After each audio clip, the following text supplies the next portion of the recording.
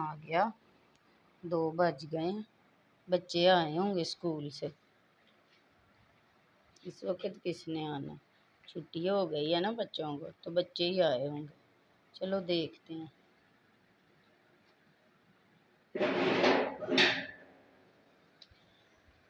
السلام علیکم ماما جی۔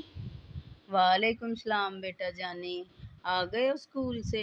ہاں جی ماما جی، انایا کو بہت بھوک لگ رہی ہے، اسے کھانا دو۔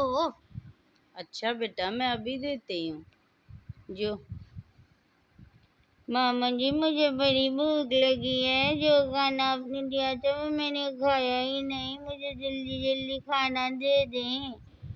کیوں بیٹا آپ نے وہ کھانا کیوں نہیں کھایا؟ آپ کو اچھا نہیں لگا؟ نہیں ماما جی وہ کھانا اچھا تھا پر میں نے کھایا ہی نہیں۔ ایان اس نے کیوں کھانا نہیں کھایا بیٹا؟ ماما جی کیونکہ اس نے وہ کھانا اپنی کلاس کی ایک لڑکی کو دے دیا تھا، اور وہ لڑکی اسکول سے بھوکی آئی، گھر سے بھوکی آئی، اور اس نے وہ کھانا اسے دے دیا اور یہ خود بھوکی رہی۔ اچھا خود بھوکی رہی تھی؟ ہاں جی ماما جی، اور یہ خود بھوک سے روتی رہی۔ روتی رہی ہو؟ کیوں بیٹا روتے تو نہیں ہے نا؟ اگر آپ نے کھانا دے دیا تھا لڑکی کو تو پھر صبر کرنا تھا، ایسے روتے نہیں ہیں۔ ہمارے نبی کریم صلی اللہ علیہ وسلم نے فرمایا ہے صبر کرو، صبر کا اجر اللہ دیتا ہے۔